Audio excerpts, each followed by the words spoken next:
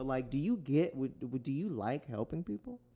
I think that's a great question. I know. The answer to that is broad. Like in the grand, you have to be able to think of it as so broad because day to day, you're not going to feel like you're helping anybody. You're not going to feel like you're doing anything. You're going to feel exhausted. You're going to feel angry. You're going to feel frustrated at the systems that continually keep people who want to be better down. You're going to feel really, really helpless. But in a broader sense, you know that doing these things are kind of breaking down those barriers and ultimately connecting people to resources that are going to help them. So it's in a broad sense, yes, I like helping people, but it's not like I leave every day going like, and you know what? I bandaged that boo-boo and it was better and I feel good about that. No, like every day is like, wow, did I do anything? Did I do a single thing? Or did I just open 100 doors and find 100 more doors and go, wow, I'm going to keep doing this.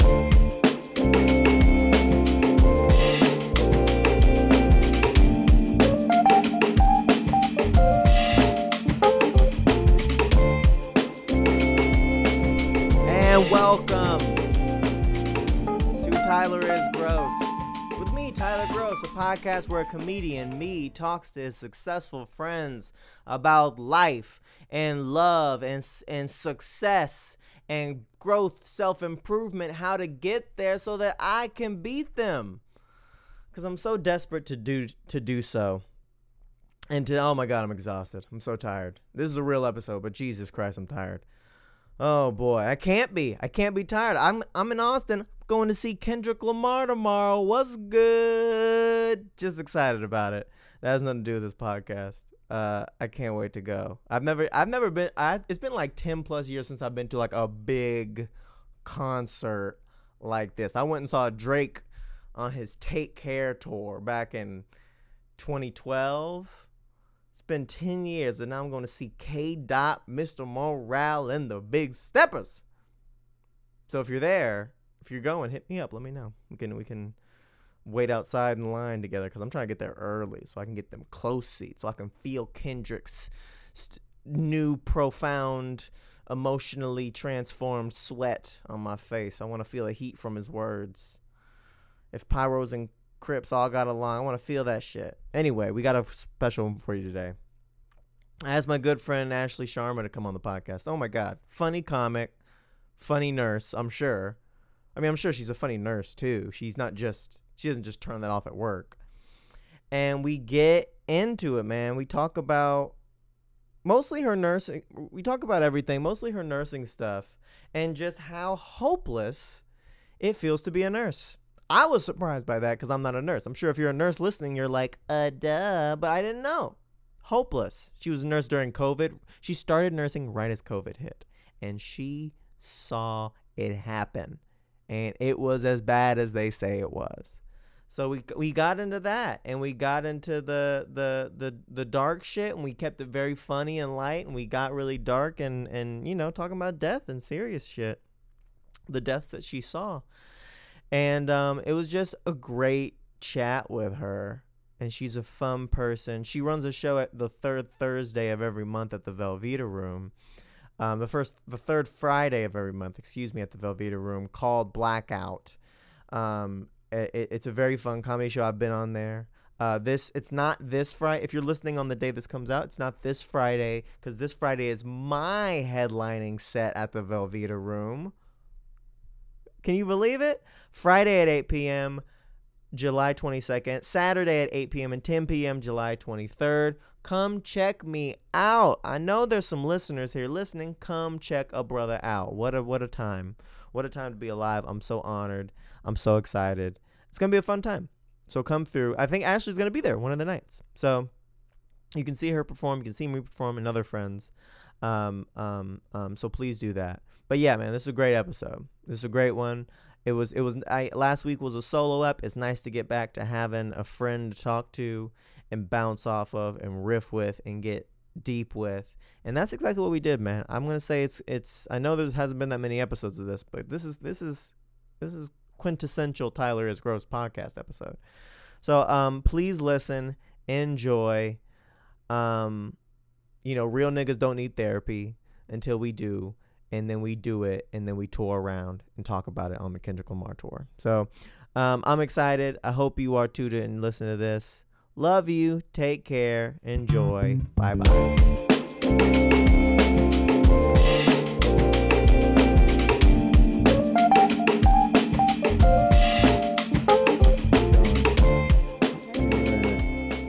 That's so funny. We're in it. It's happening right now. Ooh, look at these pink pants popping on camera. How can you see what's happening over there? Because the black one's you and the pink one's me. It doesn't look pink from here. Look at it. I mean, it looks pink right here. It looks cute, doesn't it? It does look Are good. you talking to the mic? Talking to the mic. Can you hear me now? Ooh, you're so. Oh, I'm. See? You're so teeny tiny, quiet voice. Talk more. Hello. No, that's not me. Oh, At you. it was me. I was confident that it wasn't, but it was. Do you do this to everybody? Where they walk in and... Is it unnerving? No, it caught me off guard, though. I just feel like... you know what it is? Pete Holmes always did it. I love his podcast. He would always he'd be like, rah, we're starting. And so I was like, yeah, I'm following his tradition. I liked it. Actually, that was really good. Because also, like, people say cool stuff at the beginning when they're just chilling. We were just talking about shoes. We're just easing into it. None of that got picked up. She complimented my shoes. And Well, you just have a very strong color palette. What does that mean? What is a color palette? What do you mean? Like, I mean, it's like I got some tan shoes, sort of, with some blue. Well, you have, like, I feel like it's not like you have, like, 10 different pairs of shoes that kind of follow a different color palette. You kind of work with these, like, neutrals and pale pinks and blues, and you have a lot of that on. You wear, like, I feel like you wear, like, some pale yellows sometimes. Yeah. I have one pale yellow shirt. You're really paying attention. Yeah, I mean, I'm honestly, I, like, notice people's, like, style choices a lot because I'm desperately trying to... Are you a fashionista? Not at all. That's a crazy question to ask. Because I feel like you wear a lot of black shirts and black pants. And they always match. I'll give you that much. They always match. It's because that's all I literally am the opposite of a fashionista. I don't know what I'm doing. Honestly, and here's my defense for it. Oh, let me check one thing. Keep talking. My defense for it is that for school, I was in scrubs all the time. For my job, I'm in scrubs all the time. And so I never have to figure out, like, office clothes. Right. You know what I mean? Like, I never had to, like, figure out what my style was. I wear scrubs all the time for work. It's like you're in... Where'd you go to school? And where'd you grow up? I grew up here in Austin. Okay. Did you have uniforms in middle school? No. Did you have uniforms ever? No. Oh, we had uniforms in middle school. Oh, really? And that was the time when you just didn't have to think about it. Well, I think I would have enjoyed that because I've never been comfortable, like, with how I look and never been comfortable with getting dressed up. Come on, so. you? No. With your hair and your smile? Well, here's one thing that I think contributes to it. Sure. Is we've talked about this. We have talked about this. I had a messed up jaw. People. I had a really messed up jaw. And so my face kind of looked weird my whole life. And then you showed me a picture and I was like, it's a little funky. It was like, but you're 15. Like, you're like, yeah. Oh my gosh, I'm the weirdest. Especially when a doctor's like, yes, your face is messed up. You're like, you don't shake that. But I think clearly it was messed up, but it wasn't like, you weren't deformed. You weren't like, I have a question, Mrs. Peterson. And everyone's like, ah! It wasn't like that. It was just like, felt, you just looked a little funky. That's okay. But then also, everyone's a teenager. Everyone looks funky. Yeah, but so when I remember when I was 5, they had to wait till I was older to start the process of fixing my jaw. And so when I was 15, which is like when everyone gets their braces off and everyone stops looking a little weird, right. I got mine on and they literally told me, this is going to look way worse before it looks better. For the next 3 years, we're going to make your jaw look worse and then we will make it look better with the surgery. So from 15 to 18. He's very resentful of this dentist. No, honestly, no. I'm really lucky because it was like causing me pain and digestive issues. Your jaw fucked up your tummy? Yeah, because you can't chew food. Yeah, like my teeth didn't even touch. You could put. Do you want to go to prom? I did get asked to prom still. See, that's what I'm saying, dude. I wish for you emotionally you could go inside. You could look at pictures of yourself from when you were 15. Look at it with adult eyes and be like, you know what? That was a hard time, but you weren't that bad. I look at myself and I'm like, fuck you, you little bitch. Fuck you, bitch. You made my life a living hell. The good thing is I remember being like, oh, you know what? I have to be funny. I will. Was that a conscious decision? Yeah, 100%. So funny. Like, I think I kind of was like, oh, I've always been like outgoing, but I remember like doing bits and specifically getting attention and people being like, Sharma, you're funny. Like you got something going on. I was like, oh, this is what's gonna get me friends. How old were you when that happened? Probably like 14, 15, right around when all this was going on. I find that shockingly late. Because for me, I remember trying to be. I remember noticing people were funny. I noticed my brother, all of his friends were funny, and I wanted my brother to be friends with me, and he was like, no, and then he'd go be friends with these funny kids. And then I noticed my aunt was always funny, and my mom would laugh at her a lot, and then my mom would also laugh at my brother's funny friends, and I was like, this shit is powerful, man. I could get my brother and my mom in one swoop. I was like, I gotta be funny. So that was like, I remember like by second or third grade, I was like getting the reputation for being funny. I would like to say that I was I remember when I was little quoting SpongeBob to my mom and having her laugh really hard and being like, that feels really good. Do you remember the quote? Laughing. It was this, stop looking at me with them big old eyes. Which one? It's the ghost of that big green ghost. What is his name? I can't. It's embarrassing that I don't remember. The Flying Dutchman? The Flying Dutchman. Stop looking at me with those big green eyes. Yeah. I used to say that all the time to my mom. That wasn't good. I felt if you felt it, like but it wasn't very good. I'm so embarrassed that I forgot his name. Poop. The poop. Yes, I remember the poop. They're trying to teach SpongeBob how to tie his shoes. And it went loop. Yeah. Loop. And there's the monkey knot. I don't know, the square knot. It was the monkeys, because the monkeys. It was the monkey's fists. It was the monkey's fist. The square knot. It was like three monkeys. It was a rule of three. SpongeBob was a funny show. I was talking about this yesterday. SpongeBob was a very funny show. It was their gags. I would love to work for a show like that where it's just come up with gags. Just little bits over and over. But like it was like the monkey's fist, the monkey's jaw, the monkey. Yeah, and it was just like. You're right. Yeah, it was. Yeah, I remember that. You remember that so much better. Yeah.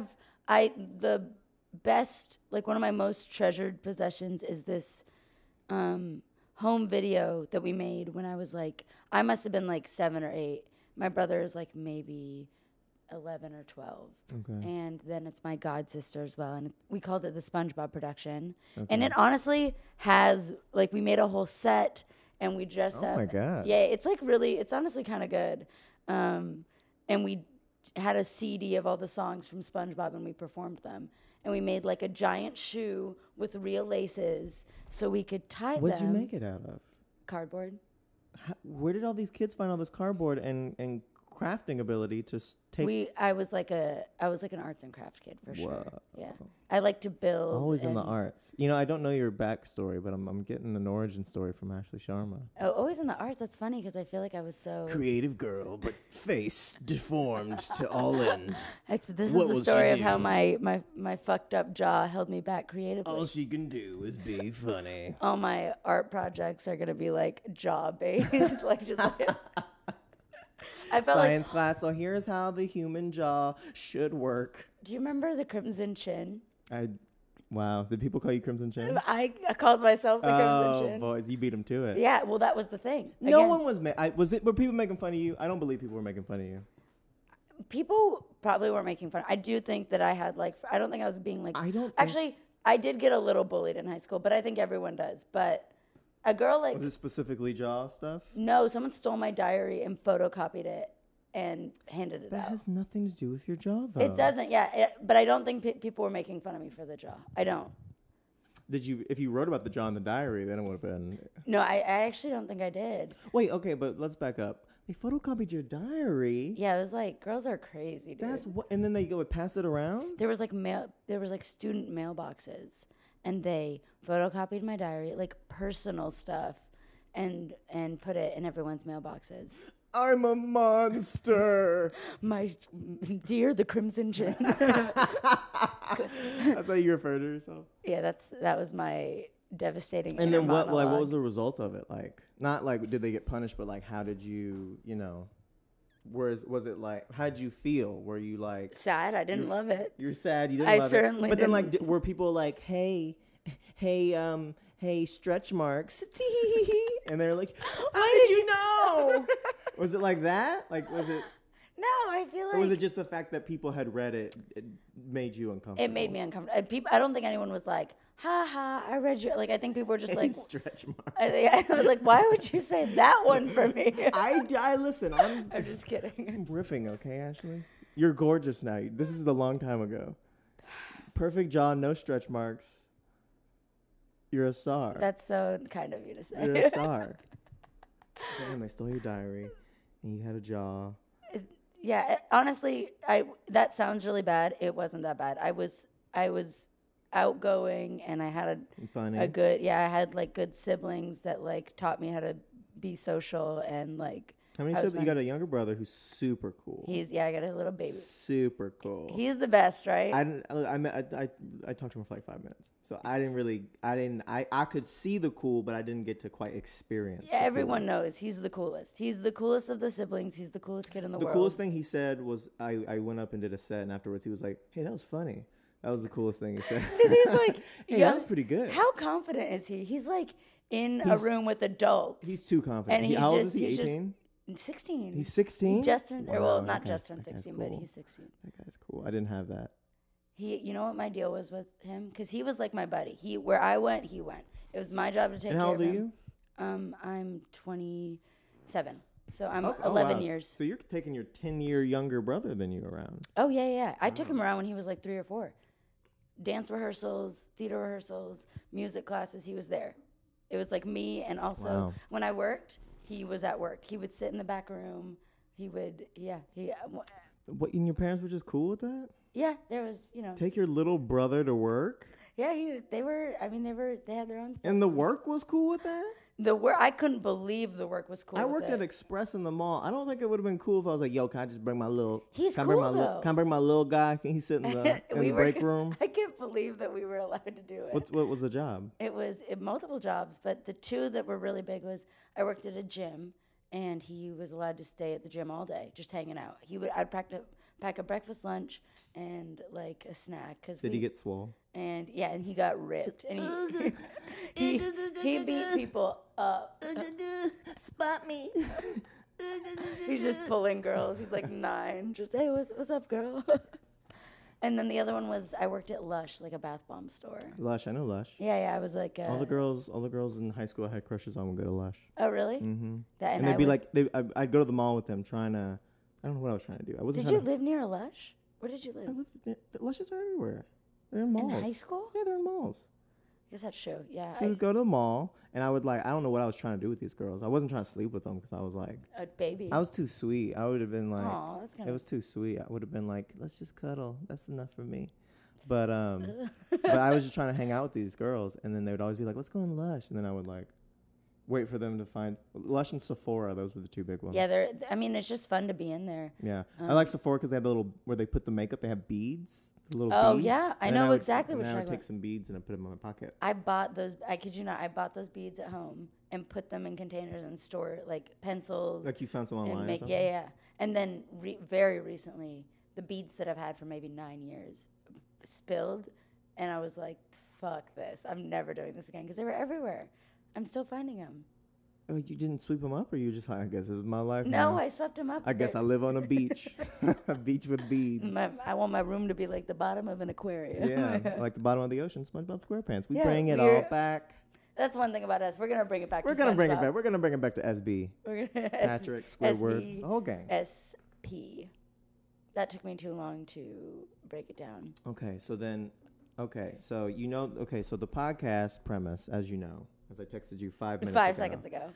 Is I'm trying to talk to my very successful friends about what are you doing? How are you making yourself better? How are you growing so that I can then beat you in whatever your endeavor is, because I want to crush all my good friends.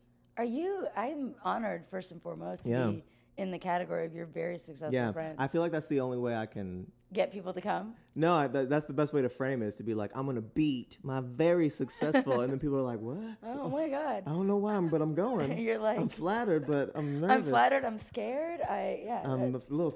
It feels confusing. Sexual in a way. I don't know what to like, do. Wow, oh my God. But so I have to know what because I know. So we're kind of going through your life. We had you in high school, and then I know you're a nurse now, as well as a very locally renowned comedian. Thank you. So how'd you get from awkward girl in high school with a face problem to successful nurse and comedian? I was got the surgery the day after I graduated high school. Literally, graduated that night at midnight. And It's like they're fucking with you. Yeah. It was like, oh, did you need it the full 4 years? Well, and then, we're gonna wait till right after the day after. And then my jaw was wired shut for 3 months. But during my senior summer, between senior year and high school. And then during that 3 months, you recorded the college dropout. Yeah. Listen, I know I already said that joke before to you, but I love when isn't you that a funny joke? Funny joke. I've said that to a couple people. Since I said it, that's so funny. And so I just was home and high that whole summer because I was just taking all these meds because my jaw was all broken. Went off to my first semester of college, still with metal and plates in my mouth. So I was really quiet and studious, started nursing school, and was just like... They asked you a question, you're like... I got really good at sign language. It sounded like a construction site. It sounds like when you crush a metal can. Yeah. That's so funny. No. I was really quieter that first semester of college. Imagine. Then I got all the shit out, and I was like... shocked. Like I was like, I have a whole new face. How does that? It must feel crazy to like feel so insecure your whole childhood about your face, and then get it all off, and you're like, I don't know. Like. It was weird. I felt like I didn't recognize. Like Beast, like at the end of Beauty and the Beast, where Beast turns into a man again. It's like, oh my God. I'm like, what the hell? I went crazy that first semester. Getting nasty I was like, with it. Well, boy, honestly. I hope my little brother doesn't. Whatever. Cover your ears, little bud. I know you thought I was a real angel after I've taken you to every comedy show I've ever done. Talking about all this stuff, yeah.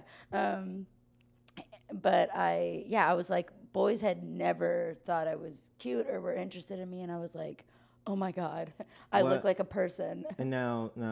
We talked about this. Where was this? In Arkansas? In Arkansas. In Arkansas. And this was all the basketball players, all the black dudes, I believe.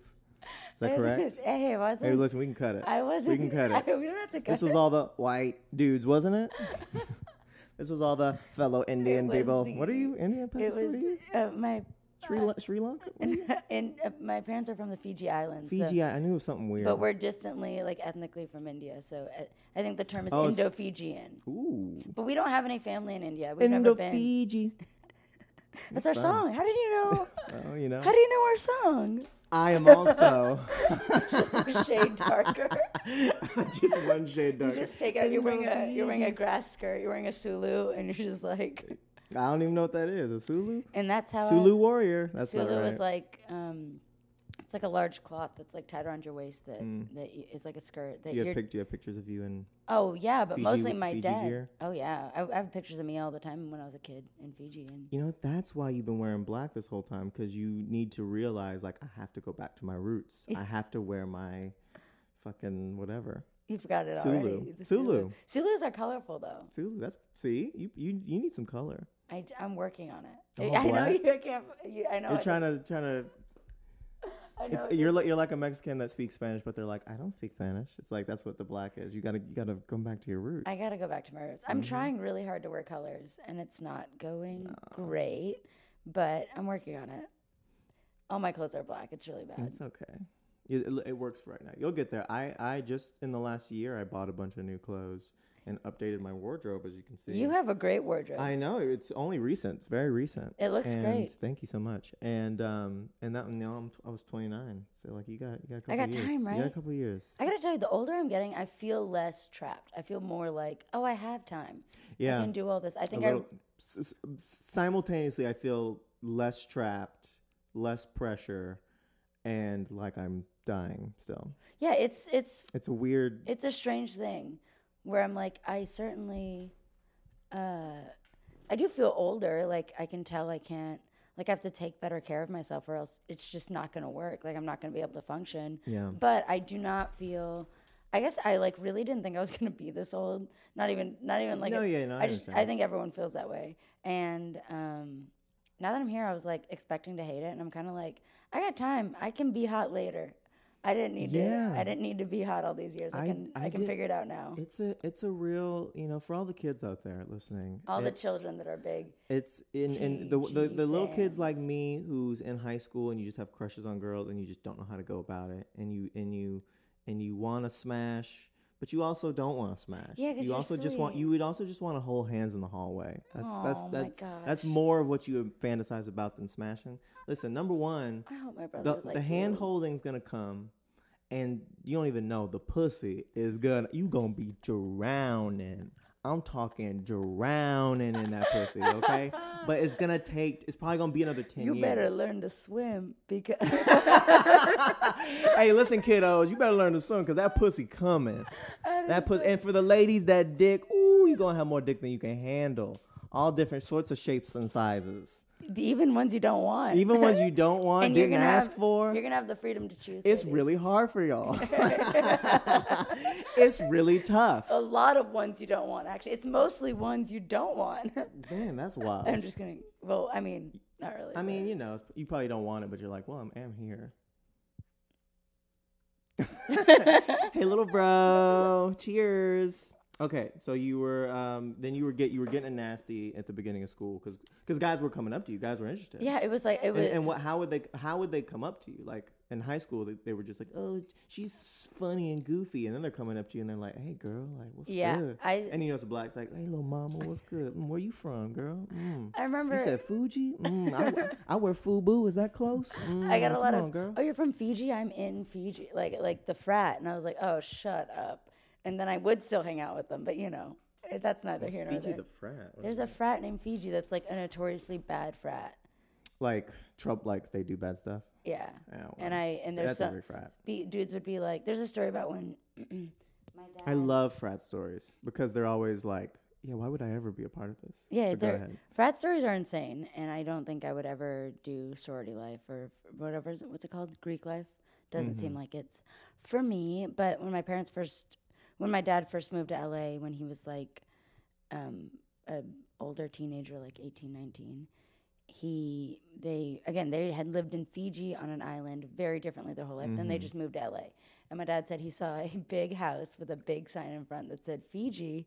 And he and his brother were like, so funny. Oh my God, they know us. Is that? And they literally went in and they were having this huge party. And he was like, so we just joined. And that was one of his first LA stories. That's wild. Because I told him, I was like, Dad, did you know there's a frat called Fiji? And he was like, oh, do I? And he was like, yeah, there's this big house that said Fiji on it. And he said, so was he like doing keg stands? Was he like, man, America? My dad was a partier for sure. Oh, shit. Yeah. Runs in the He's family. not anymore. But people meet my dad now and are like, oh, he doesn't like drink. He's like very, he's very charismatic and funny, but like, people are like, oh, he doesn't drink, like, and I'm like, no, he did for my whole life. He did. So even whenever you were coming up, he just my dad and I have partied. My first drinking experience is going to a tequila factory with my dad in Mexico when I was 14, and getting hammered and sleeping the rest of the cruise. Damn, thanks, Pa. Thanks, Papa. It's funny because Savan has a different dad than I did.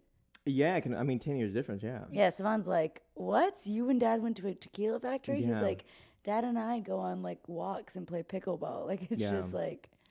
I can imagine. Yeah. Hold on, I'm real hot. You keep talking. I don't even remember what I was... what we were talking about. Oh yeah. So first year of college, I was like, all about just being really social all of a sudden. Like I didn't feel embarrassed or social. Boys are around. How are you with girls? What's your relationship with females? I had a really tight relationship with like my high school friend group. We're still very close. Like they're still my best friends. And so one of my best friends from high school went to college with me.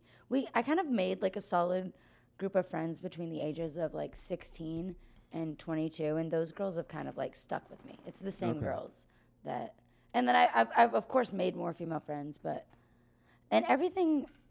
This is such. I don't want to say this thing because it's the lamest thing. You have to say it. It's that thing of like I did grow up with a lot of brothers.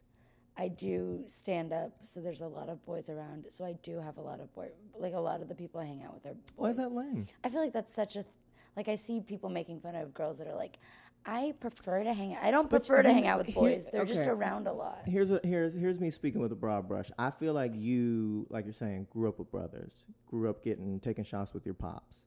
You are in comedy. You have a lot of dude friends. That's why I was asking, like, what's your relationship with girls? Because you seem to be able to assimilate with the boys when you need to. Yeah, I almost feel more at home with boys just because I think the communication style that I learned growing up was just like to play around and mess around and joke around. And then with girls, I feel like they're a little more direct in like their way of checking in with people. So girls will sit down like, and hey, be like, how's it going? Yeah, are you okay? And then you're like, man, I'm doing pretty good. Yeah, I'm like just doing bits. Yeah. It's like, no, Ashley, like, let's get into it. Like, what's going on? That's like a thing I had to learn, and I'm glad I've learned it. And the girl friends that I have. Was it annoying at first? You're like, bitch, we're not dating. I was just like, didn't know how to do it. Like, I didn't know how to get deep or be direct. I was just like, can we do pranks? Let's do pranks. Do pranks. So, see, I'm the opposite. I've always gotten along better with women than men. Oh, really? Yeah. That's crazy because I feel like aren't you feeling the back and forth in this conversation? Isn't this bouncing off so swimmingly? The first time you and I have met, I remember, and I was like, oh, Tyler and I get along great. The first time we had a conversation, it was drunk versus stoned versus sober, and I was already very drunk, and I was like, so tell me, you're a nurse. Tell me about the nurse. What's a nurse? What is nursing? What is nurse? Interesting. And I remember in the middle of you talking, I was smoking a cigarette, and I was like, this is hitting me too hard. Can I have your water? And you're like, yeah, sure. Just take it. And you're like, here's an IV. I'm like, you brought your IV from work? I said, here, take this and this, and then you blacked out, didn't you? And then call me in the morning and see how it goes. No, I've always gotten along better with women. I've always had female friends ever since I was little, because I was a mama's boy growing up. And then my brother was always mean. He was always mean to me, beating me up and shit. And then my dad was like the disciplinarian. So I was like, okay, this is like a lot. He's beating me up, and then he's telling me to go to bed, and my mom's just like, you want to hug me and watch TV? And I'm like, I prefer that. I'm actually down with that. I actually really want to do that. And it was sort of like team mom and dad, team me and my mom, or team dad and brother, team mom, which I think is pretty classic with a 4-person, 2-kid household. My dad's great. We were all team mom. All team mom. Damn, you like that dad? Yeah. How you feel about that dad? He will probably hate that, but I don't think it's a secret. We get along with both. It was probably, we kind of had, well, it's whatever, but never mind. It was great. It was perfect. Perfect. No problems whatsoever. No, you've told me a little bit about it. I'm like, okay, yeah. I get it. But my mom's really wonderful, which is weird because, again, but I'll say this. Hung out with a lot of boys. Yeah. The few girls I have are like ride or die. They are my best friends since I was 14. That's my, those girls, like the Angelinas and stuff. Sure, of course. Yeah. I mean, we all love Angelina Martin. Hey, check her out. She's gonna be at my weekend. If this is dropping this Thursday, this is dropping this Thursday. She's gonna be at my weekend tomorrow on Friday the 22nd, where I'm headlining the Velveeta Room. Everyone. Oh my gosh, you have to go out. Go. I'm actually gonna come out. Wait, is she on every single night? You're gonna come out. You're in it. I'm in it. I texted you and asked you want to do a spot, and you're like, yeah. I thought you were saying, should I just come out? No, come do a spot. I feel like I was asking people really vague. I was like, yo, come to my weekend. What day? I don't know, Friday, I guess, or Saturday. I don't fucking know. I'm very loose and goose with it. Okay, cool. It's whatever. I was like, I'm just gonna. Cool. No, I got a come personal do a spot, come do a invite. spot. Oh, I'd love to. Yeah, come do a Oh spot. my god, that's gonna be so fun. She didn't even fun. know. She was booked the whole time. She didn't even know. That's I'm so. about to be like, where are you? It's like, oh, I decided not to come. What do you mean you decided not to come? I'll come tomorrow. That's not how this works. That would have been a disaster. I guess more time for me. You would have thought it was so rude. That's gonna be so fun. Angelina's on it too. I don't know. I book in different people for different nights. Who knows? It's gonna be a delight. It's gonna be great. But my point was, I feel like so you real with ride or die with the boys, and you got some ride or die girls. Yeah. I feel like the girls who are like, I mostly hang out with dudes. I feel like it's because like you're sort of low key, like definitely not trying to hit it. Not trying to, but it's like you are like using your feminine essence to rope a dude into it. You know what I mean? Because I've known these girls who are like, yeah, I'm just flirting. Hey, what's up? But it's like, come on, we're just friends. Stop it. Yeah, no, I'm not. But like maybe if you try, but like we're just friends. And so it's like, it's less of like, you have like genuine connections with dudes. And then there's other, this is sounding worse and worse as I keep going. And then it sounds like there's other girls who like the attention of men in a way that is more like, because it validates me. Thoughts? Women are perfect. And I said I'm speaking with a broad brush. I feel like there is a type of woman that is that. I think that's true, but there's also on the flip side, there's men like that too. But yeah, for sure. But I'm not saying there's not. I hope I don't fall into. My point was that I hope I don't fall into the category of. I'm saying you don't. Okay, I'm saying good, you're like, good. yo, what's up, everybody? And then some girls like, hey, boys. I do. Hey, boy. I like, wish I was you. more hey, boys, hey, and boys, I'm not. Stop it, Jeffrey. You better stop. You better. Ooh, you owe me a drink later. Yeah. No, I'm like, I'm going to get a drink with their money, but it's going to be through the art of gambling. You're like, ball check, boom. You owe me a drink, bitch. I stole your wallet for real, yeah. and I've taken all your money, and then they're mad. So when did you get into nursing? Did you go to school for it? Yes, I did go to school. It's not. Why'd you want to do a nurse? I wanted to be a doctor at first, or a surgeon. Damn. Plan B, huh? And, well, I just was like, oh, I'm too stupid for this, and I'm just kidding. No, I got the surgery, and I love my surgeon, appreciate my surgeon. I never saw him during the process. I was in the ICU, and I never saw him. But boy, did I know that nurse. His name was Chris. He worked. Shout out to Nurse Chris. Yeah, Nurse Chris. Hey, rest in peace, Nurse Chris. Yeah, I'm so sorry that my family hurt you, and then you quit. No, I'm just kidding. But the nurse was so present and so kind to me, and during like a time where I was 18 and really scared and in the ICU and bleeding and my mouth is wired shut and I'm high and. Was Chris black? He was a white man. Okay. And that's the only time you're gonna hear me endorse a white man. So go ahead and right click, save that. How's your white boyfriend doing? Oh hey, whoa. Hey, Okay, shots fired. Hey. I know whenever I tell jokes on stage about like the white man. I'm like, man, screw white man. I hate white men. And then I'm like, Danny, can you grab my bag? Let's go, baby. Yes, I can do that, Ashley.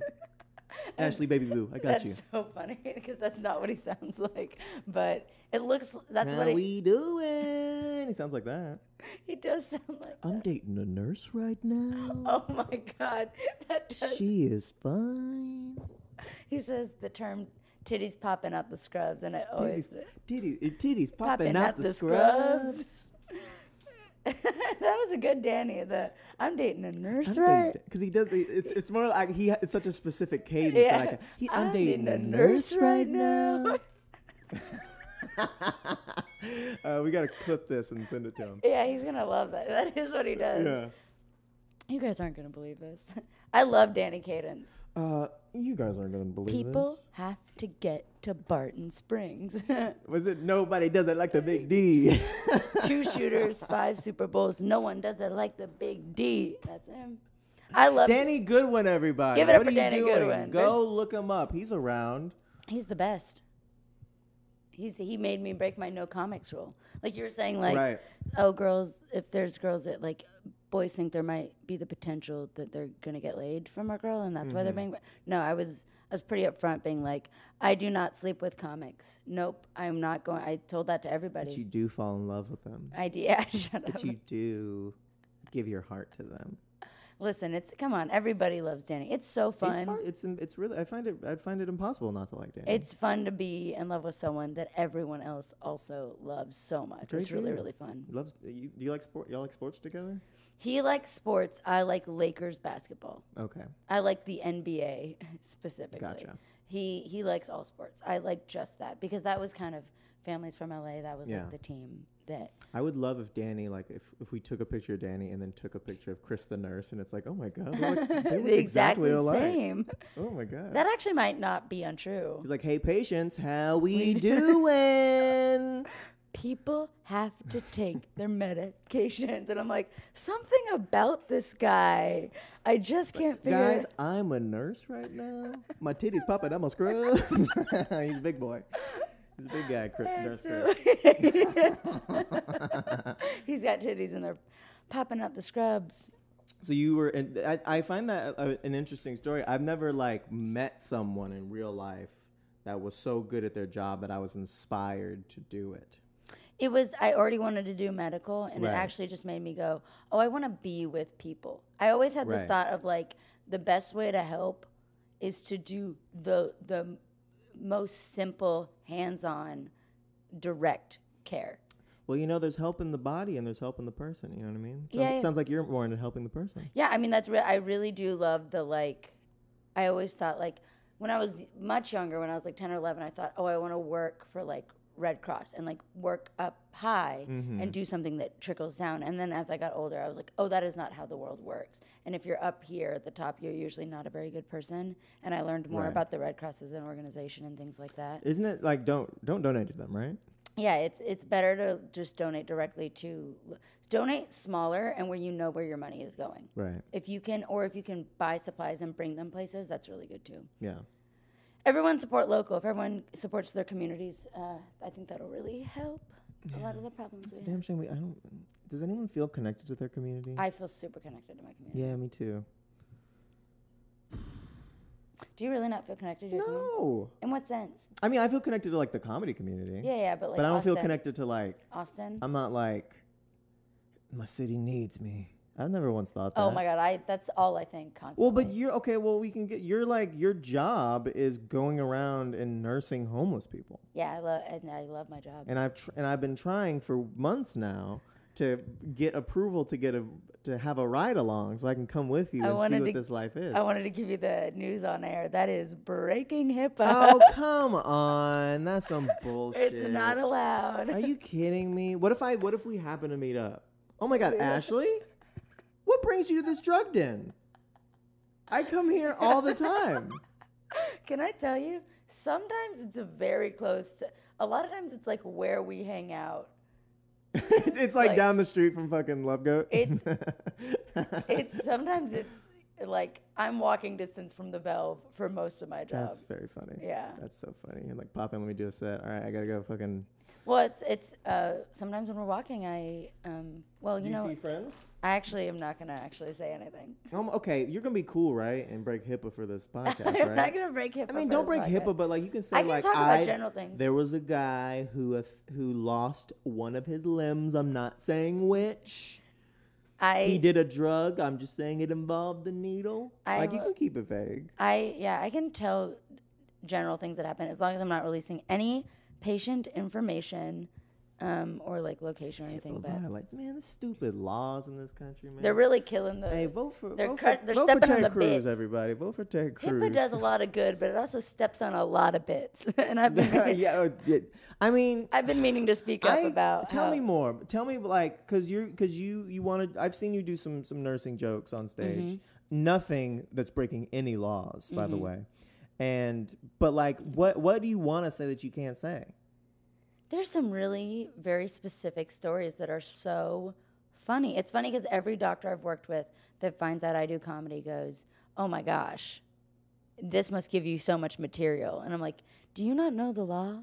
But what can't you say? Like, as long as you like, obviously don't say their name, obviously keep it more or less vague. If you're like, there was a patient I was dealing with, he was passed out in a ditch. I picked him up. He grabbed my boob, and I was like, "What the hell?" And then that's the story. As long as I'm not giving any location, sometimes I will switch genders Sure, of fair. patients. That's a good idea. I'll change little details so sometimes it's just not exactly what happened, or I'll piece together from 2 different patients the general story. Yeah. So I kind of feel like just switch a couple of details taking around. the funny element and He switching grabbed my it left around. boob, he grabbed my right boob. Yeah, Boom. so- We fixed that. Well, here's the problem that I run into is left boob grab is funnier. Shit, I hate it when that happens. Yeah. And it's I hate it when that happens.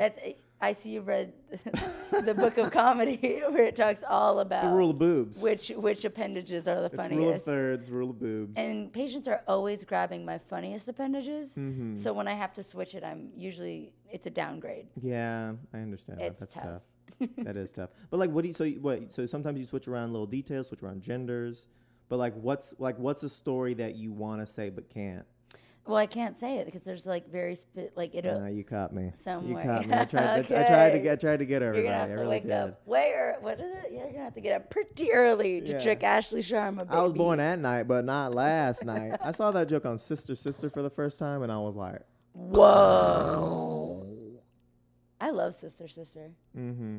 Tia and Tamara, they were some cute little twins. They were adorable. I mean, they were like probably 10 years older than me, so I thought they were like grown ass women, but like they were cute. They were a couple of cute, fun, quirky twins. Were we in the car recently where we had the Go Home Roger talk? No, that wasn't me. That sounds like you might have been. Go home, Roger. Yeah, we were talking about how iconic that line was. Yeah. And I thought it was you, but maybe not. No, it wasn't me. Another. It seems like a conversation. It was that another I would person of have. color, and Yeah, I just got it probably. mixed up. No, but I love that line. I think that's such an iconic line. Go home, Roger. Go home, Roger. He was like, okay, and they just kept letting him in though. Yeah, why get a better lock, Tia and I don't Tamara? think he never dated either one of them either. No, he was like a child. Yeah, but he eventually grew up. You know, like a lot of those times, you know, they set it up to eventually date the person. I forgot the way you live, where you, as soon as the kids grow up, you're like, okay, they passed the line. Number one, Tia and Tamara and Roger weren't that far apart in age. That is true. When I was a kid, I thought he's a baby, they're adults. It's like they were probably 16 and he was probably 14. Yeah, I mean that's really what it is. And so it's like 18 and 20. It's like he can't fuck him then. Yeah, he just. Drake can't fuck Billy Bobby Brown. First of all, that's not her name. I'm trying to. I don't want to break HIPAA. Billy Bobby Brown. Oh, It's her brother. Drake seems. I love his music, but man, Drake seems lame. I would be nervous about hanging out with him. Yeah, he just. I would be because I love him so much. I'd be really scared that like, yo, this is kind of lame as shit, dog. He seems lame. Like I'd be like, so like, how's life? Hey, you know, we just out here making music, you know, ruling the world, you know, guys, the God's plan. It's just coming through me.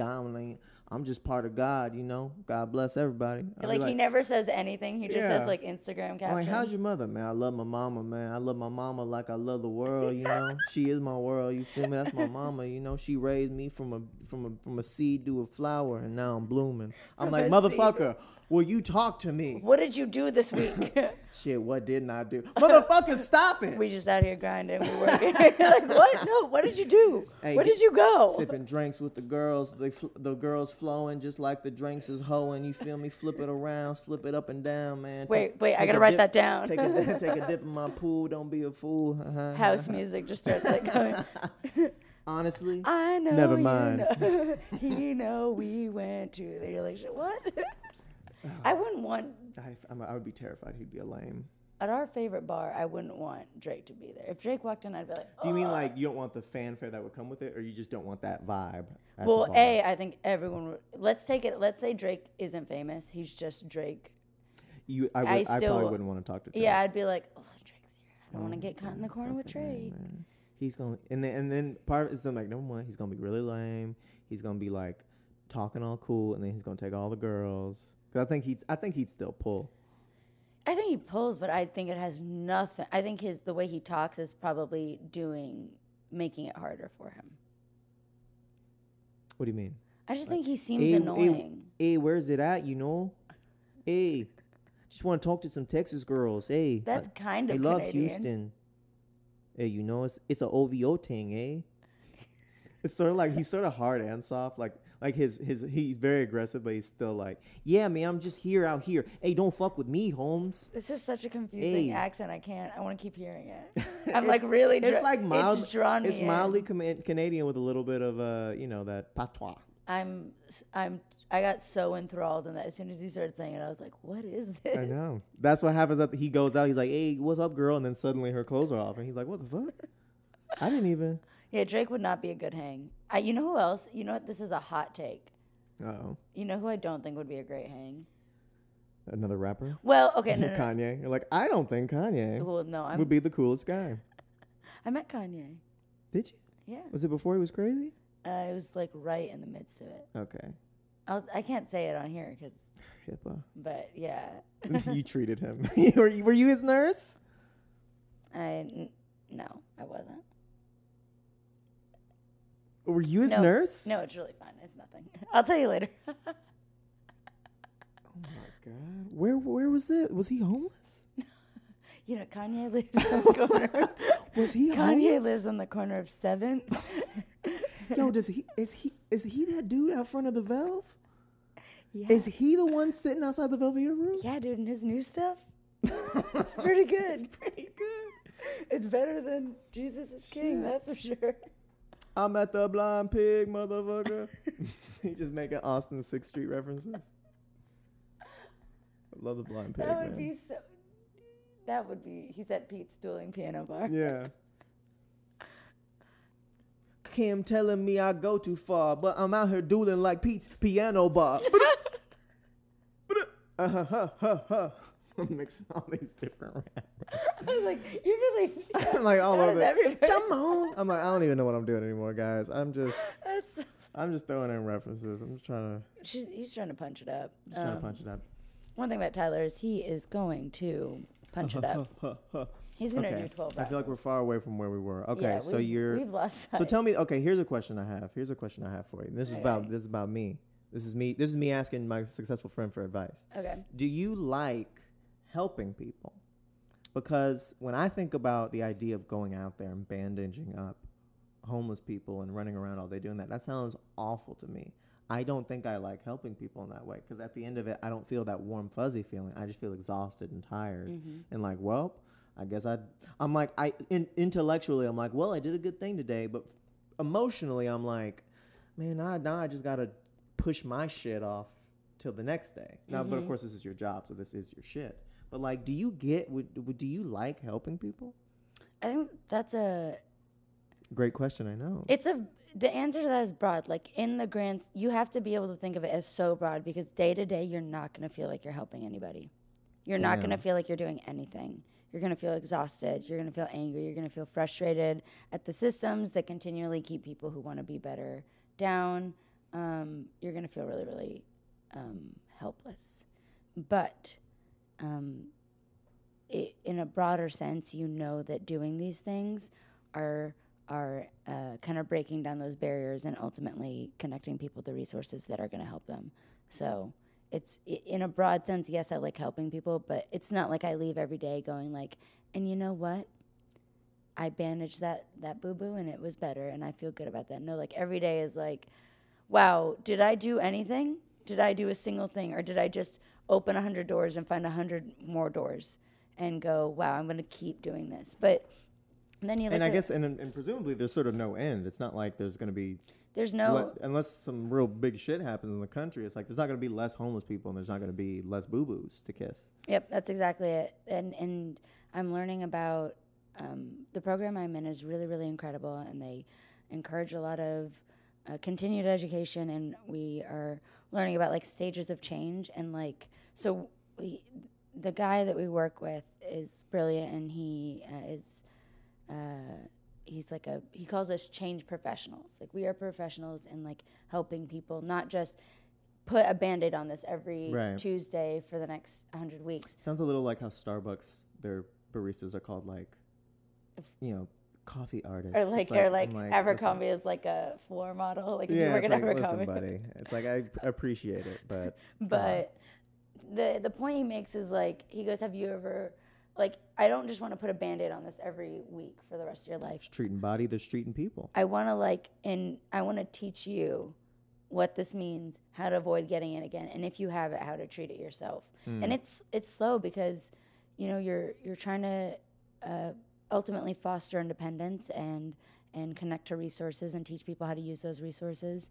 And it takes a long time. And the gentleman that we work with always says, think about a change you wanted to make in your life. Think about when you had the initial thought, I want to change, and then how long it took you to change it. And when you think about that, it's years. In fact, I'm not even fully changed, whatever. And it's been like 10, 11 years. And he goes, it's going to take that much time for these people too. Because you were of able body, able mind. You had shelter when you were trying to make these changes. And these people have nothing, and they're trying to make these changes. It's going to take a while. So you take things like, I have patients that won't take their medication, and it's, you know, dangerous. They have, you know, critically high sugars or critically high blood pressures that puts them at risk for stroke, especially when it's 105 degrees out and they're working. And so sometimes it's like months of me showing up and going, I need you to take this medication. And there's some people where I started months ago doing that, they still don't take it. But now when I show up, I go, do you know why it's important to take it at least? And they will go, yes, I understand why it's important. I just, you know, there's still other barriers they have to get over. Right. And you have to see, like, even though they're not taking the medication yet, the fact that they know that they're supposed to and why they're supposed to, we're on the right path. Why are homeless people homeless? Because I can come up with ideas. I can be like, oh, mental health problems, or like, oh, you know, just a series of bad luck that caused them to need to be on the street for a while. But like, what's the real? That's the reason why I would want to go is like, because I know it's a tragic situation and I know it's a hard thing to be in, and it's like, how'd these people get there? What is it like? And can I take a selfie? So, and you love doing. Oh my God! You love showing up at. I'm like, could be worse. And you love doing a goofy. You're never doing a smiling selfie. Yeah, you love doing a goofy face when you go out there. Yeah. No, the biggest, most broadest way that I think really encapsulates it is that, like, everyone goes through hardships in their life. Every single person, but people have these safety nets. So, like, if you're a person who has, like, food stability and has family support, whether it's local or far away, if you have a genetic predisposition that doesn't make you more likely to be susceptible to addiction, those are all nets. So if you imagine somebody's falling, every one of those things creates more and more nets that catch you and keep you from falling. Right. Being homeless. And those are real basic nets too. It's not even like, you know. Oh yeah. You got internet connection. You got fast Wi-Fi. You've got a shower. You haven't had a trauma in your childhood that makes it harder for you to get all of these things. You know what I mean? Yeah. So you don't even realize all the safety nets you have. You know, sometimes I'm like, man, I've struggled to pay my bills. It's tough. And then when I look back at those situations, I'm like, no, I had a million safety nets. I had siblings. Yeah. I had family. I am of able body and able mind. You know what I mean? Like, and so for the reason that people unfortunately fall into homelessness is that they don't have those nets. Yeah. They've been dealt a difficult hand, and they just don't have those nets. And they face adversity just like everyone else does, but they just don't have those nets. And people with all those nets can often look at people without any safety nets and go, I went through the same thing, and I was just fine. It's like, bitch, you had 100 nets to catch you. And not even the net, you had the psychological awareness that those nets were there. Like, you took them for granted. So you're like, my bottom is your top. You know what I mean? So it's like, it's brutal. I've worked in I've worked in, I think for 3 years of nursing, I've worked in a lot of different settings. I've worked in like military health, like VA. I've worked at hospitals that have lower income and hospitals that have higher income, where we're getting very different patients in. And I've worked with people who are chronically homeless, and I've not once, even the meanest patients, the patients who spat at me and hit me and scratched me and told me that they hated me, I've never met a person who didn't want better or deserve better or was a bad person. Every single one was just had their shit. Yeah, it was just different. Has you going down this path? Have you always? And this is the thing. Like, who are you to get into nursing? Like, have you always just been this compassionate person? Like, has this made you more compassionate? I was a very accident-prone kid. I was in the ER and hospital quite a bit, and nurses didn't scare me. Hospitals didn't scare me. I thought it was cool. I thought it was interesting. Those people made me feel better. Those people made me feel really safe. So I always wanted to work in medicine. After my surgery, when I was 18, literally the day after I graduated high school, that nurse took care of me during such a critical moment in my life. And I was like, Nurse Chris? And I was like, no, I'm gonna be a nurse. And I think initially it made me less compassionate than ever. It especially with COVID, because I started nursing and it was COVID. You've told me about being in it when COVID, you were one of the COVID heroes that we talk so much about. Hero is such a silly word, because again, it's that thing of like, who did I save? All of my patients died, or like most of them, you know? Yeah. It felt like we were just holding hands and bagging bodies. That's so depressing. Sorry. That's dark. But it was just... That's like a Drake line. Holding hands and bagging bodies. Riding through the town in my Maserati. Huh. Drake, can we just have a conversation? We're trying to talk about COVID and how harsh it was for people, for real lives, Drake. Drake, you didn't do that. Real lives. I got no real wives. Taking out at my back real knives. It's like, Drake, come on. Like, that's not what we're doing right now. You like how I did that? I'm like, man, she got dark. I'm like, I got it. Take a knife out of my back. Taking out real knives. Hey. That is very funny. You are very funny. Drizzy. That is. Damn. But it was like. Okay, because the first strain of COVID was just more deadly. Yeah, and I mean. Because now I feel like it's fine. Well, I mean, I feel like if I say anything other, like, you don't know what goes on in those hospitals. I remember saying this to Danny when it was all going on. He was like, but cases are going down. And I was like, my unit, the unit that I primarily work on, has, like the little wing of the unit that I work on, has 12 beds. So if there are 12 people dying of COVID in this county, it's still a bad day for the people in healthcare. Mm-hmm. So it's like, I could say it feels that deadly. So now that I'm not there, now that I'm working on the streets and have a different position, I'm not working like COVID critical care, I want to say like, yeah, it feels less deadly, but like, I don't know what's going on in there. I think widely the numbers, it looks like more people are getting it and the symptoms are less severe. Like it's the virility, the viralness of it is much higher. For example, I have COVID. You can't even tell. Yeah, I know. Well, I could tell from the smell. But the smell? Oh. That's not a symptom. Oh. I'm just kidding. Man, that's HIPAA violation, man. Don't be saying that shit. It's not cool. No, to be honest, I do not think your smell has anything to do with it.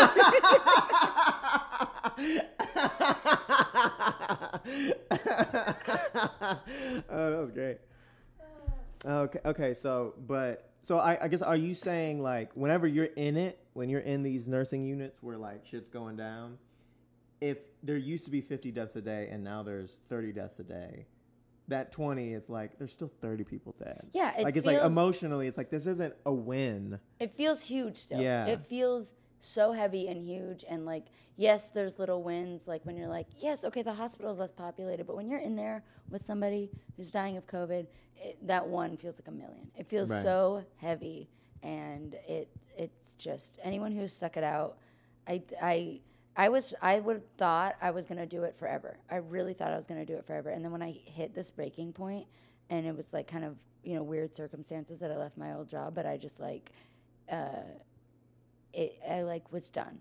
I was like, I don't think I could ever do that again. But when you're in it, the people who just like stayed in it and are still in it, like my heart goes out to them because it changed me. I'm different on the other side, which sounds stupid, but like you asked about like, do I think it made me more compassionate? And I think it made me less compassionate, and I think nursing has made me less compassionate sometimes in my daily life because I feel like I get like compassion fatigue where at all 12 hours a day I'm like only caring about everyone else's needs kind of come before your own. I will be bladder scanning my patients who haven't peed in 8 hours, and I'm like, I haven't peed in 10. So, and I'm like, and no one's alerting my doctor. You know what I mean? Yeah. But it's like, because I mean, I guess at some point, like, you have to have like some professional distance from these people to like get through it. And there was emotional whiplash. Yeah. And you said that was your first nursing gig, nursing gig. Yeah, so it's like your heart's just breaking every single day, and you hadn't even learned how to like, this is just what it is, homie. You just gotta fucking. I had no context for it, and it was like with COVID, it was at the beginning, no patients no family allowed. Doctors would go in minimally, maybe like a few minutes a day, if that. Nurses, you are there with these people, bathing them, giving them their food, holding their hand, comforting them. They're stressed out. It's so loud in those rooms. You're talking through a million layers of gear. And on top of that, these people are living and dying at the same time, in the sense that they are barreling towards death, but they still have things like their birthday, right, or human emotions. And so you are really their only support. So those boundaries are thrown to the wind. Yeah. You know what I mean? You are everyone to them. You are the only person they see. And you're like, I remember like desperately trying to do things for people's birthdays and just trying to comfort them, trying to be there, and you like love them because there's not a boundary. It's an unhealthy boundary that you're crossing when you're the only person who sees them. So you feel genuine love and care and connection towards these people. And then when they die, the morgue, the funeral homes don't touch the body. We clean them, bag them, pack up all their little belongings, their socks, their phone case, the little things that they wrote down on paper to remember for later on, and you shove it in a garbage bag, you clean up the room, you wipe down the bag, you wait for the morgue to pick them up, and then an hour later, there's another person there. So you go from like loving this person and wanting them to be okay for months or like weeks or months, and then they die, and all of a sudden you're like, this is an object, this is nothing. I have to put this all away, or else your head will split in two. And this emotional whiplash like just makes you go numb. And I had less tolerance for other people and less tolerance for the people in my personal life than I ever had before. So it's almost like it's not even. It's just a natural result of this process. It's like it's you not just conscious. Become numb to these people. You come home and Danny's like, "Oh man, I had a weird set," and you're like, "Get the fuck away from me." Well, when we were doing it, when it was really bad like that, he wasn't doing sets. No one was doing anything. It was COVID, so. I remember during this. But even still, like, oh man, they didn't have my fucking favorite hot sauce at HEB today. Can you believe it? I was like, well, Danny really was bummed. Like incredibly really bummed. He was like, he never did that. He was like always like, I'd come home and he would just be like, what do you need? But yeah, but that's also because Danny's a good guy. He's a lovely. He's like. I was annoyed too today, but people's tweets, social media made me like see. Yeah. I had to just turn it off because people would be like, and you know how hard it is that I had to move my baby shower, and I'm like, I will scream. Right. I will it just felt so surreal. I don't even know how I got through it. It was Sounds horrible. traumatic. It was bad. It was not good. Is there? I mean, because it seems like when you're talking about it, you're emotionally transported there a little bit. Oh yeah, big time. So like, is that like, what would you call? Would you call that traumatic? Or would you just call that like, no, it was just some crazy ass shit that I had to do? Like, is it still with you in a way? I have really bad nightmares. Certain smells make me feel sick to my stomach because they are. Anyone who brought me food at the beginning of the pandemic, when I was like really in it. It was that food makes me sick now. Certain songs make me sick. Like what song?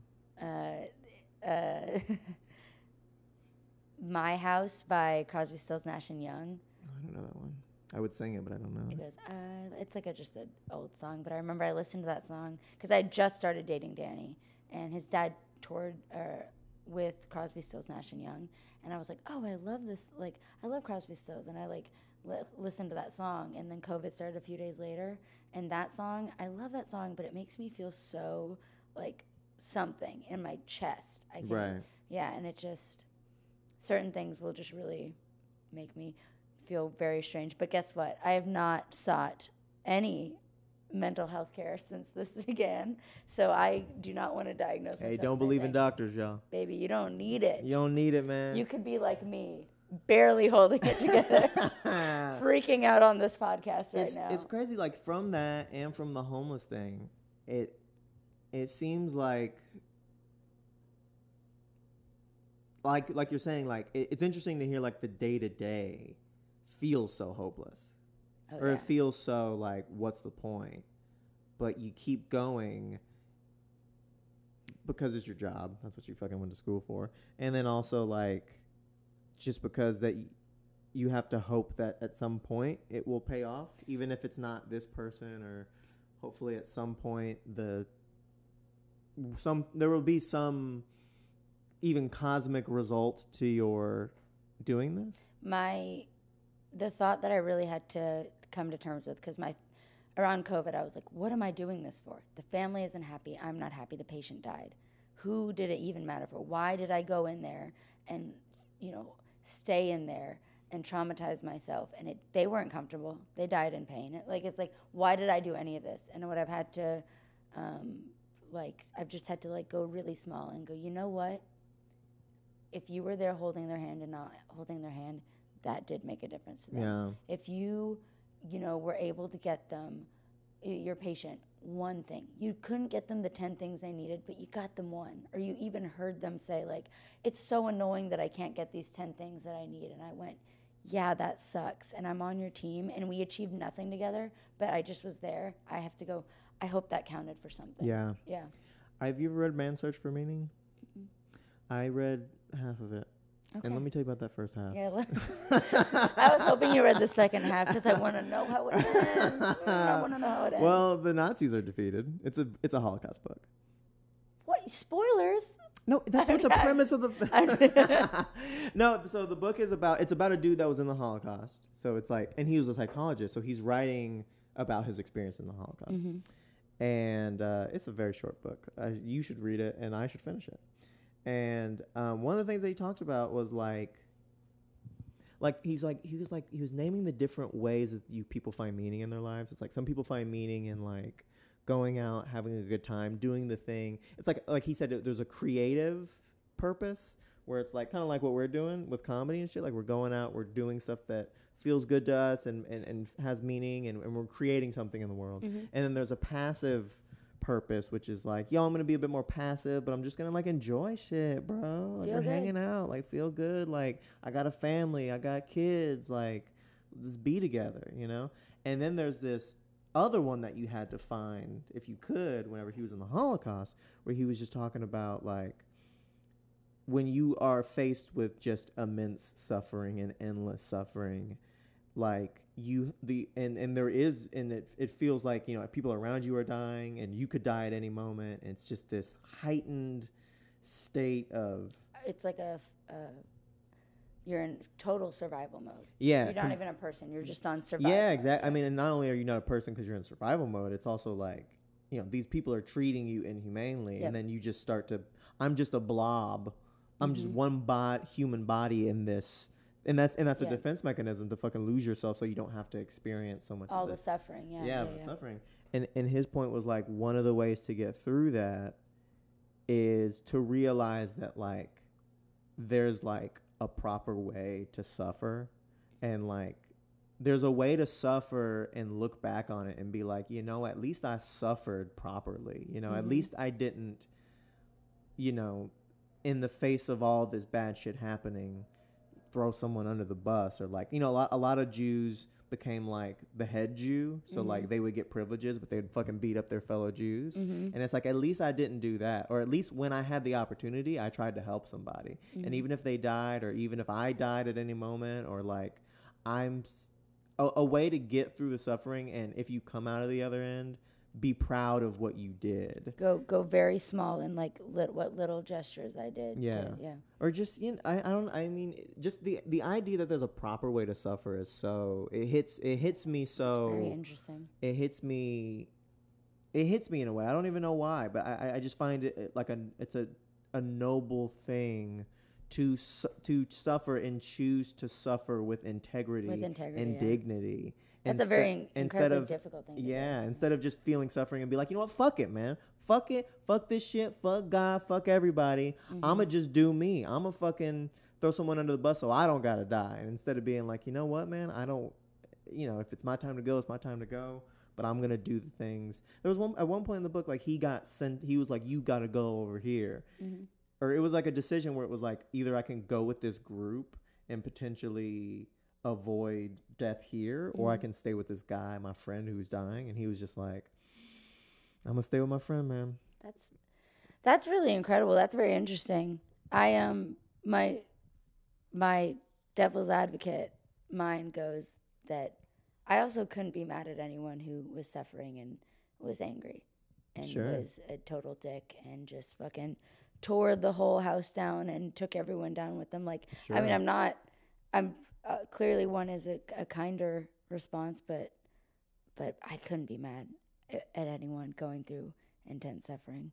Whatever, if you were a total asshole, like eventually for, you know, in a modern context, like if you're a total asshole while you're suffering, like you're gonna have to face those consequences and that's ultimately your fate. But like I'm in no place to tell anyone that they did it wrong, you know? Yeah. I truly just think of my current patients, like whatever you've been through, I'm not going to sit here and go, you should have been nicer. Because I'm, even the little decibel of suffering that I've gone through in my life, I'm like, I was an asshole for a lot of that. Yeah. For my jaw, guess what? I was a bitch to other guys. You said you were funny when you were a kid. I was like super mean. Really? Yeah, I think I was like, I like watched Mean Girl shows and was like, you identified with the wrong people. You're like, hey, yeah, I saw Mean Girls and I was like, Regina George seems like she has a lot of control, and that's something I want. Well, I mean, you know, it's hurt people. It'd be fun. Wow. It's funny to get. Whoa, I know. Wait, drake that up real quick. Hey, hurt people. Realize. Real knives. Real knives out my back. That was such a good line. No, wait, but what was that book called? Man's Search for Meaning. It's a classic. I have not. It's a little bit hard to read. Like heavy? No, just like he's not a good writer. Oh. He's just not a great writer. Well, he is. I'm just kind of like, get to it. Can you jump to the point? Can I get this? I feel that about a lot of Holocaust literature, where I'm just like, like I tried reading Diary of Anne Frank. I tried reading Diary of Anne Frank, and she was like, I don't know, like school's crazy these days, you know, before it all happens. And I'm like, listen, girl, can we just let's get to it. I get that they're doing a whole thing, but I'm like, and then she's like, oh my God, like we were hiding and it was like we had to be quiet. And I was like, oh my God, you're taking me through the minutia of this. Here's the truth. She was 14? Yeah, probably.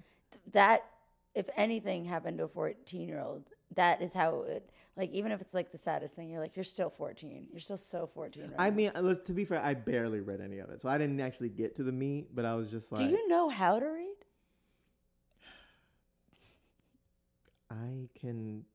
I gather from the pictures. And a lot of the Holocaust books don't have enough pictures. I gather context from the pictures. So, and I can pick out some words. What's your favorite book? Frank. Okay. She's very blunt. Anne Frank. Apartment, cellar, basement. I don't know where she was. She was in What's her my house. favorite book? Yeah. What's your favorite picture book? Favorite picture I hope book. it's Chicka Chicka Boom Boom. I don't know that one. What? I don't know if I have a favorite book. I haven't been reading recently. It's a damn shame. I like reading too. Are you a big reader? Do you like fiction or nonfiction? I've read a lot of nonfiction. I mean, you know, I got a couple books over there. I see what looks like a Wii. I have a Switch. Where is that? Just a piece of styrofoam? That's a piece of styrofoam. Where's your? Oh, I see your Switch. The Switch. Well, it's not there, but there's a Switch. There's the holder. mount. Yeah, the holder for it. I read a lot of nonfiction, and then I try to read fiction, and if it doesn't grab me, I just can't. You can't do it. I feel like what's the point? Yeah. What's the point of getting through This it? isn't real. Why are we talking about it? No. If it's not a good story that grabs me right away, it's like, oh, but there's some good parts. It's like, yeah, but I could be reading a great story. But then nonfiction is like, even if it's boring or even if it's tough to read, like there's still like valuable information in there. So it's worth the slog. You know what you sound like you would love? What's that? Movies. It sounds like you might be more suited for movies. I also don't like movies, but I feel. Whoa, wait, what was I feel that? the same way about movies as I do about books or fiction books where it's like, if it doesn't grab me right away, I'm like, yo, I gotta stay for 2 hours. But if it's a TV show, 30 minutes an hour, I'm like, I could do that. So I'm more into TV shows. I love movies. I also have like ADD and am like have trouble sitting still for long. So a lot of my favorite movies are shorter movies, and there's a whole genre of film that's kind of like these. I don't want to say transcendent, but maybe that is the right word. Like very submersive. There's a word that I'm like cannot think of right now. Just kind of meditative, long movies that are like literally 4, 6, 8 hours long, that are just like very like don't have a lot of dialogue, don't have a lot of discernible, your classic thought of the word plot. Right. And those they're art and they're great for you, not for me. Give me super bad. I mean, of course, I like a certain genre of movie. I like a movie that feels original, but has a very traditional structure. I don't like a movie where it's all over the place and it's like, we're fucking with the form, bro. I'm like, stop fucking with the form, man. The form's good. But then I also don't want it to be like, like classic like rom-com. Like I don't want it to just be like, I know, okay, it's one of these movies where the thing happens and the guy has to get the girl, but then the girl leaves because she's not. I want something. I want it to surprise me. Have you seen any Sean Baker movies? Like no, I don't know who Sean Baker is. Tangerine or The Florida Project or Red Rocket. No, I've never heard of any of this. I feel like you would like those. It's good and original, but they're has a nice good structure. And original. An absolute, not abstract or like a ton to. I mean, there is like a lot of, as you can interpret. You could say that about anything. That there's a lot to interpret, but it's like very like traditional sense of a movie, but also like it does maybe a little tiny bit play with the form. But strong characters, dialogue, plot line, like it's all a classic in that sense. Sean Baker, I'll check it out. The Red Rocket is the most recent one. And it takes place in, I want to say Galveston County, not like Galveston County. It's actually a city. I can't remember the name of it, but a city where one of Danny's college friends, Blake. Shout out Blake Gentry, buddy. Hey, Blake Gentry. Hey, rest in peace, Blake. Nice. Blake's alive. Hey, but not until I'm done. No, I'm kidding.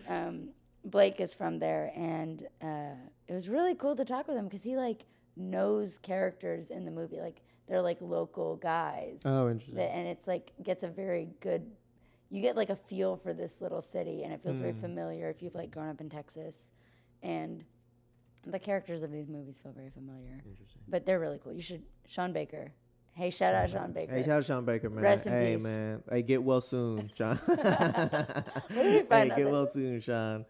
Here's another question I had for you, which was you're a nurse, you're all this compassion and shit, but you're also a comic, which is full of narcissism. And that's where I'm so freaking fucked up and crazy. How do you merge these two, compassionate nursing and then narcissist comic? How do you balance between these two worlds? I think it just makes perfect sense to me. Like because I was a comic first, but barely. Like I started comedy like a month before.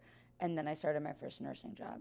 And they just made perfect sense to me always. Because I would feel so deprived of my individuality and sometimes like feeling like a human person. Get into nursing, kids, by the way, during my shifts. Because again, it's that thing of your needs come absolutely last. It's like they need you, but you don't need it. But nursing. You don't need, hey, feed your patients, but don't eat for 12 hours. And that's I'm not going to say the company. It's like clean. I was going to say, and that's a no promise, but. It's like watch a guy shit in his bed and be jealous that he got the time to shit. Yeah. No, I mean, truly sometimes. So it was like. What if you have like diarrhea? What if it's like you're like, I have diarrhea right now and I gotta shit, but then also I feel like that's happened to many nurses across the nation. There's no way that's not happening. And they just doo-doo in their pants? No, I just mean that they are like taking care of the needs of someone else while they're like, I have to use the bathroom. Have you ever been like taking a bedpan and then you look left and right and you go in the bedpan? Just because like that's what do you think I wear at work? What do you think nurses wear to work? What do you think scrubs is? A dress. An open sundress that you can just kind of crotchless squat. Chaps. Yeah. That's right. Like, you know the Marilyn Monroe dress that she's pushing down? Yeah, like but nurses, your hands are busy. It's up.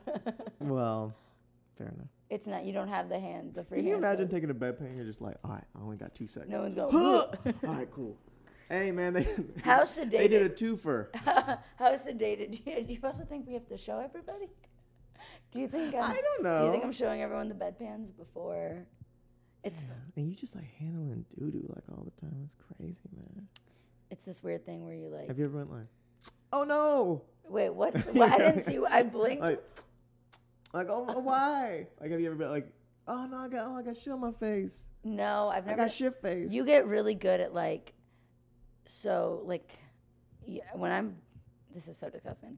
When I'm doing anything where my gloves will get dirty, because you don't even like you're talking about your face. If I'm doing something gross here, you don't even want to touch your stuff or a table or so you wear like 5 pairs of gloves, and every time you do something gross, you throw away. So you have new gloves underneath. Interesting. And then sometimes you get down to the last pair, and you're like, I gotta make these last. So you're hoping by the end you can pull off the second to last pair and have a clean pair to like finish up. Yeah. But if you don't, it's like shit. Well, then you just go, can you hand me more gloves? To who? When you're doing like a full bed bath and like there's a lot going on. I thought you were talking like homeless because you're alone when you're doing the homeless stuff. I'm right? I'm alone. Yeah. For a lot of it. So you lose your individuality when nursing. Oh, sorry. And you go. Thank you for wrangling us back in. I know what I'm doing. And then you go to stand up, and then you get to finally express. You get to be selfish. I get to be so selfish. I get to be so full of myself and narcissistic and self-indulgent, and it is so low stakes. There is such a high stakes constantly in nursing. If I don't, with everything from water and food. I heard JFL's in the audience. JFL's in the audience. Oh my god! I think Comedy Central's. Oh my god! These stakes are high. It feels. All of that just feels a little silly sometimes. Do you kind of view this shit as like, guys, no one's dying, man. Like this is just. I say that. I want to say, like, I take nursing so seriously, and that's what makes me nervous. And comedy never makes me nervous. But I probably show up to nursing every day, like, confident in my ability and my skills and knowing that I am a nurse and I know what to do. And I show up to comedy shows like, oh, my God. Every month I go, Blackout's going to be bad. My show Blackout is going to be horrible, and it's going to be bad. Oh, my God. Her show Blackout Fridays at 10 p.m. Every third Friday of the month. At the Velveeta Room, tickets are $10, and it's so fun every month. Every month I go, it's going to be bad, and I almost bring myself to tears. Is your show Blackout going to be this coming Friday at 10 p.m. after my headlining Velv set weekend? That starts at 8 p.m.? This weekend after your headlining set at the Velveeta Room at 8 and 10 on Saturday and 8 on Friday, there's different shows. Okay, cool. But my show is going to be every third Friday of the month. Right. At 10 p.m. at the Velveeta Room. Just making sure. Just want everyone to know. Shows at Friday at 8 p.m. Saturday at 8 and 10. It's going to be the best. I've heard he's booked some great people. Oh, yeah. He's going to tell them. Hopefully they show up. Hopefully they show up. You should have made it a little more. I thought you were just inviting me. No, and I was like, I think I really went to Danny. How sweet that Tyler took the time to invite me personally. To come to the Velveeta Room. What did I say? I'm gonna fucking look this shit up. Wait. Oh, my phone's over there. Yeah, look at it. I think it was on Instagram. Oh, no, it was on text. It was on text. What's his podcast? Wait, one of my texts came through green? Ooh. Yeah, I don't know why. Text go green. Drake. That's a Drake song. Come be on my weekend when I headline. Let me see. And then I said Saturday. Oh, damn. Damn, that is damning. I mean, it's a little subtle. Come be on my weekend. No, but can I tell you, it's not that I read that and I thought, what does that mean? It's that I misread it. Right. Come be here during the weekend. No, I didn't. Right. I must have just read come to my weekend on the Saturday. And I was like, oh, cool. Yeah. That's so stupid. I'm so embarrassed. What are you going to do? Well, listen, we're at an hour and a half. Part of the show is just like, what do you find yourself working on right now to make yourself better? Are you working on anything? Love running. I talked a lot about how angry I am all the time, and running is huge. I love it. I'm working on running. I want to run. I'm putting it out in the universe right now. What were you always a runner, or is this new? I could always run like around 2 to 3 miles. My family is all long distance runners. Oh wow! And even what's your brother's name? baby brother. Your cool ass brother's name? Yeah, he's a runner. What's his name? Savon. Savon. Shout out Savon, buddy. Hey, shout out Savon. No R.I.P. No, he's You're alive very and much well, alive. Man. He's running his third marathon this week. He loves to run. He does more track though. My older brother does more marathons and stuff. Okay, so you're running. How long do you run? How much running do you do? My longest distance is like 10.7 right now. That's awful. That sounds. I hate running. I fucking hate running. That's what I said. That sounds awful. No. That's what I used to say. No. That's what I used to say. I'm sure. What am I missing? The high. You get literally high. There's no high. You get literally high from running. How long does it take? How much pain do I have to go through until I get high? You get a first tiny burst at around 2.5. After 4. 2.5 miles? Yeah. Come on. I will give you this. The first 2.5 suck. It's not good. The first, in a long run, first 2.5, you're like, why am I doing this? You get a little boost. Little tiny one that gets you to 4. 4, you get a pretty big boost. And then after 7, I get this high that is insane. It's insane. I'm not here to judge anybody else's choices. If you love drugs, you can keep doing drugs. That's fine. Safely, harm reduction, but also try running. This sounds awful to me. I will. You're saying to... Hey, if you want to do heroin, you put it in the spoon, you put it in your arm. Don't do heroin. And then you're high. If you want to get the real good stuff, run 7 miles, and then it'll start hitting you. That sounds ridiculous. Can I tell you? I don't care. We have a friend. How many miles? We have a friend. Oh my God. I'm not going to say what their name is, because I don't know if I want to. Here, what mouth it? Oh, okay. We have a friend who loves drugs. Yeah. And who loves running. Ask them which high is better. Because he's going to go running. I'm 100% sure. Oh, dude, running is good. Is that pretty good? Oh, man. I can't really do this person, this guy or girl. With that impression, you guys are going to have no idea who we're talking about. No, I've had that conversation with him because he loves drugs. He loves like uppers as well. Mm-hmm.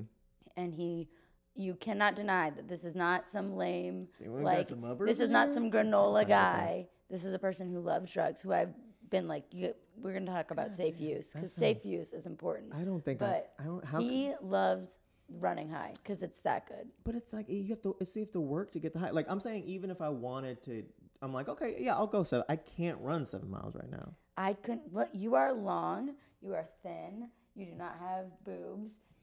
You are sexy. You are smart. You are. I'm just kidding. Well, I'm not just kidding. Nah, I'm kidding. You stupid motherfucker. Fuck you.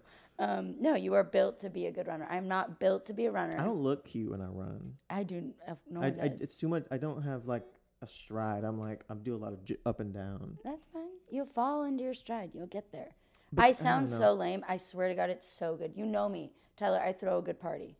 You do. I love to hang. You do. You know what? I love to run. It's the high is so good. I've tried walking for 20 minutes. You can. I feel like if you walk like long enough, you can get. You think it's the time, or you think it's the distance?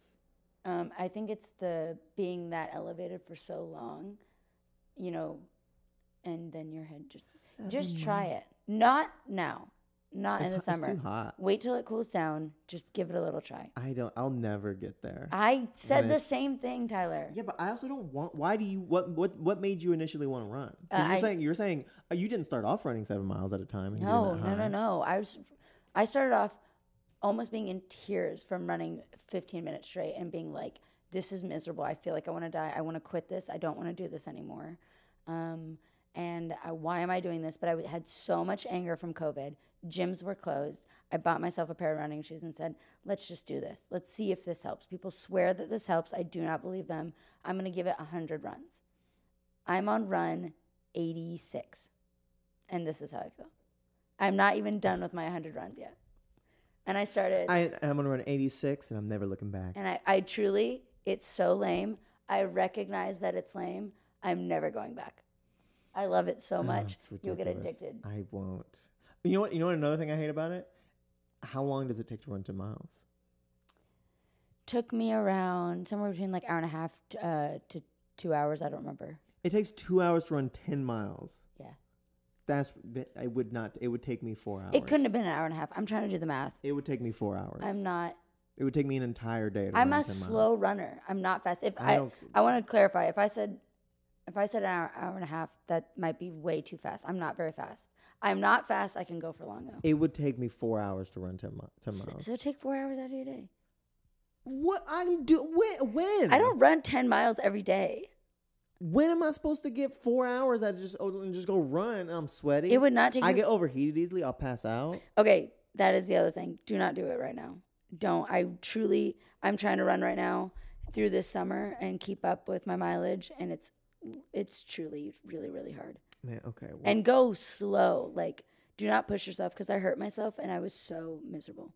because you couldn't get that fixed. Because like I couldn't get that fixed. Truly, it affects you. Think Because Drake runs? no way. He lives. Drake barely raps. Okay? Running from my enemies. Running towards my the demons money. aren't. Running away from my enemies and towards the money. Realize my demons are Keep inside my of blinders me. on, trying not to get sidetracked by the honeys. It's Drizzy Drake from 2012. You're just going through the different eras of Drake. I mean, he was running through the 6 with his woes. Oh my gosh. I take it back. You know how that shit go. Yeah. You know how that shit go. Oh, I love the through line of Drake through this podcast. Yeah, that's It's a right. great That's one. very random. Are you doing anything else to get better? Because I'm not gonna run. So I'm trying to listen to less sad and angry things when I'm not at work. So just trying to be more stupid when I'm not at work. okay. Be stupid, be silly, just laugh a lot. Create safe environments where your friends can just chill and hang out and relax. Yeah. And it's really the running. That's a big one. The running's the big one. And then time managing, because I have so many things I like to do. Yeah, of course. Trying to make sure I get the things I want to do in a day, every day, are wake up, Run 10 miles. run at least a little, or at least run or do something like strength exercises or something that's helping. Wake up at 3 a.m., run your 4 miles. Then once you're done at 7 a.m., get ready for work. Cook at home, get ready for work, go to work. I want to play 15 minutes of piano. So work on. Oh, you said I was going to teach you piano. Whatever happened to that? I don't know. Come hang out. Right. I really haven't been playing that much just because I don't have the time. So I'd love to. You're a little busy bee. Running around playing piano. If I sit for a second, I will collapse into myself. So oh my gosh. I want to play piano. I want to work on Spanish 15 minutes a day. ¿Por qué? ¿Por qué no? No pasa nada. ¿Hablas español? Sí. No. Sí, hablo español. Sí. ¿Por qué? Dígame más. ¿Qué? Sí. That's what I thought. What'd you say? Something more? Tell me more. Tell me more. Mi hermano Mi hermano vive vive en España. en España. Y mi novia, long time ago, was mexicana. Okay, got it. Entonces, yo tried to español. Y You knew more than I thought aquí you. nosotros.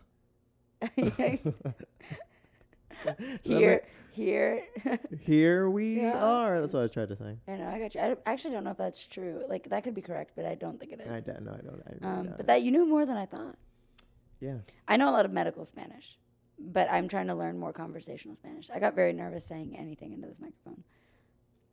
When it's my patient, I'm confident I can get the point across and communicate. But I want to be able to comfort I want to treat the mind and the body. That's what. Yeah. And with Spanish, so I don't want to just be able to tell them their wound care instructions in Spanish. I want to ask them how they're feeling and have them feel comfortable telling me, knowing that I will understand. So then, learning Spanish. I guess that. Yeah. So that's why. Not porque no. ¿Por qué no? Because you're trying to help. Because you're trying to treat the mind and you're trying to treat the body. Trying to treat the mind and the body. Yep. And the soul. It's not. It's beautiful. It's not kind. It'd be really unfortunate if I could only nurse English-speaking patients by saying, how do you feel physically? And then didn't ask them how their day was, how they're feeling, if I could comfort them, what they need, just to feel at home. That's crazy. I would never do that to an English-speaking patient. So why would I subject my Spanish-speaking patients to the same? So learning Spanish. I want to go to work. I want to do comedy, and then I want to hang. And you know what? I feel like the relationship between comedy and nursing is that they both feel hopeless. But hopefully one day you'll be rich and famous with both. They both feel hopeless, but maybe one day I can see Bill Hader's penis.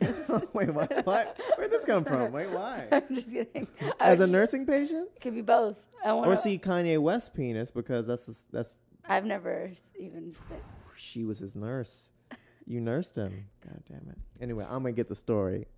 I'm gonna get the school. I'm done talking. So yeah, you want to tell people anything about what you're doing, what you're up to, what you want people to know? What do you like? Hey, come check her out. She's gonna be giving bandages out on 6th Street, Monday through Friday.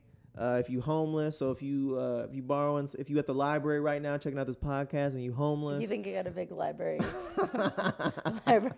If you just took a shit at the library and you homeless, and then you coming through on the computer and you checking out this podcast. That's how Danny's gonna watch. Ashley Sharma is out here giving bandages and kissing boo-boos. What else you got going on? We got Blackout every third Friday, 10 p.m.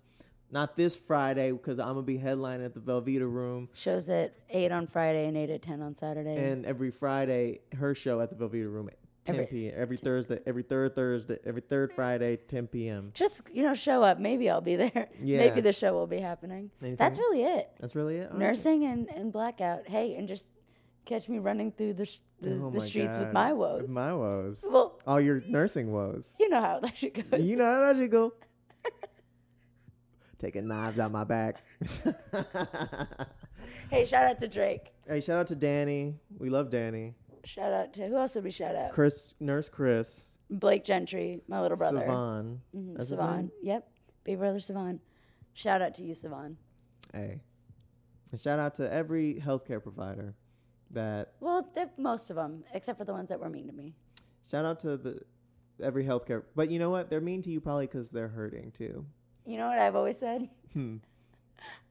Hurt people. I thought you were going to say something new. I didn't know it was coming. Okay, I'm done. Thanks, everybody, for watching. Wrap it up. Bye-bye. Thank you.